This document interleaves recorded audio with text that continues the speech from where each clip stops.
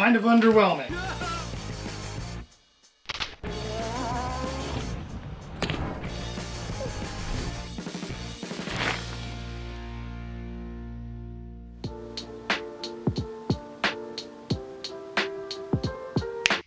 Friends, I know I posted a poll in the community tab yesterday asking which bike should we go venture out on today, but change of plans.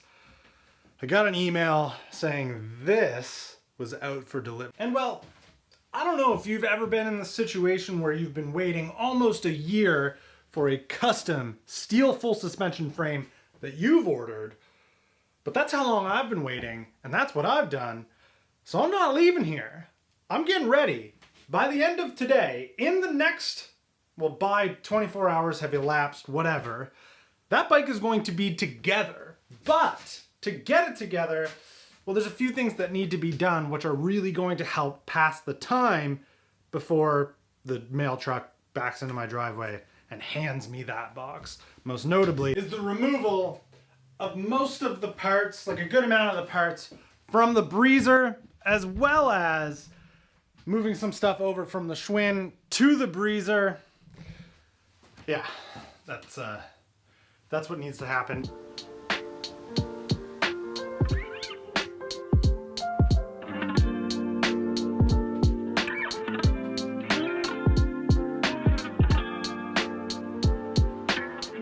I've got the shed door open so I can see out and see if someone pulls in with my new frame. So I also need to lengthen the travel on this fork, which is easier to do in the bike, so I'm going to do it. 150 is where the Merino is designed to be, so I'll put it at 150.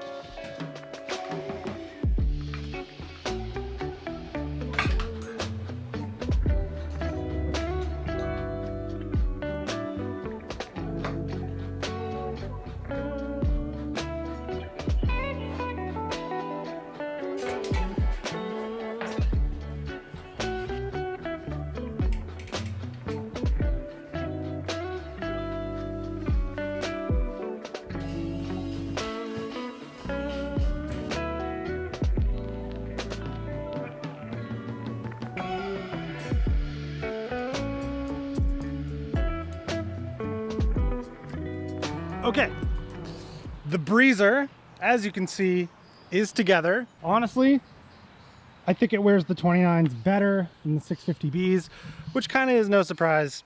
It's a 29er bike. I had swapped it to 650B. So everything I needed from this bike is off of this bike and ready. It's here. It is here.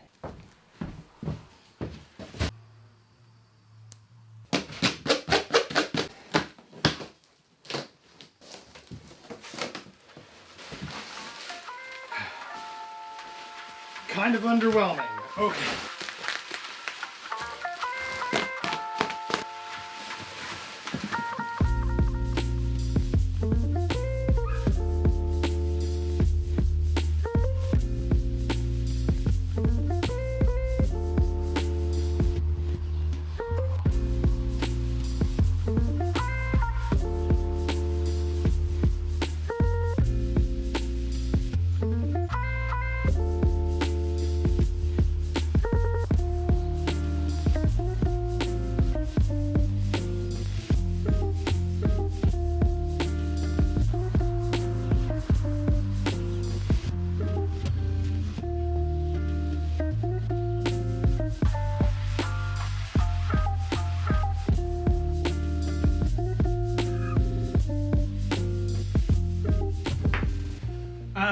I would love to offer a little bit more dialogue than what I'm about to give, but my impatience, my impatience says you have to get the fork, handlebars, wheels, and that's about it on, and look at it that way before you can even consider putting together a decent sentence. So I apologize.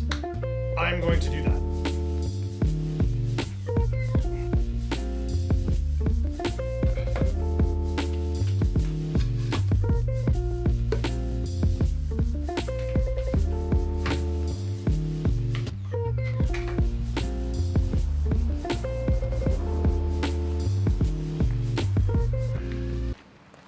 actually huge.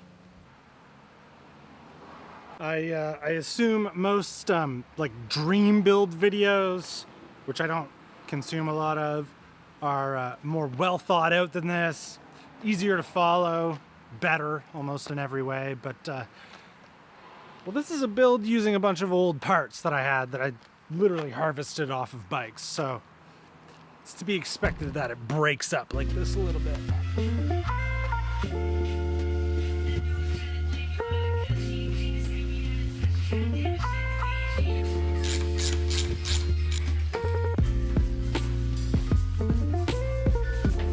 So I spent the little bit of extra money to get full internal cable routing, which I do believe means you just shove a cable in this way and it will come out the other end. Got it!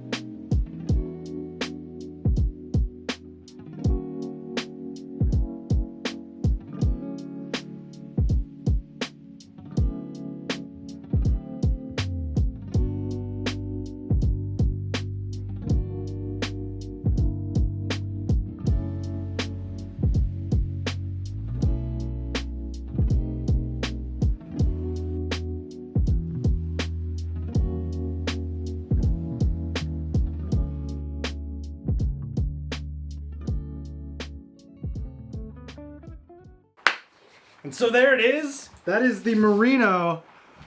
Well, it's built now. Showed up, arrived, built. It did end up taking 2 days, only because for some reason on this build I got a little more fussy with the brake rotor and caliper situation, where before I didn't seem to care as much. Long story short, I either needed an adapter or a 180 mil rotor for the front so that the caliper would actually sit properly without a bunch of washers. The shop I went to only had Hope rotors in stock. I normally would not buy Hope because it's very expensive, but well, what can you say? They were there. I ended up buying them. I have buyer's remorse. Whatever. So obviously, I will be very curious to see if the geometry that I have chosen actually fits, or like fits my riding style pretty decent, because obviously this versus my frame, even in video, you can probably see that it's pretty giant. It's a huge bike. If you compare the geometry of this to like most mainstream manufacturers' sizings, it would come in at size extra large. I normally will ride a medium, but that is kind of too small for me. Large is sort of the sweet spot. My friend Colin was riding a pole for the last little while. I sat on that. His was an extra large.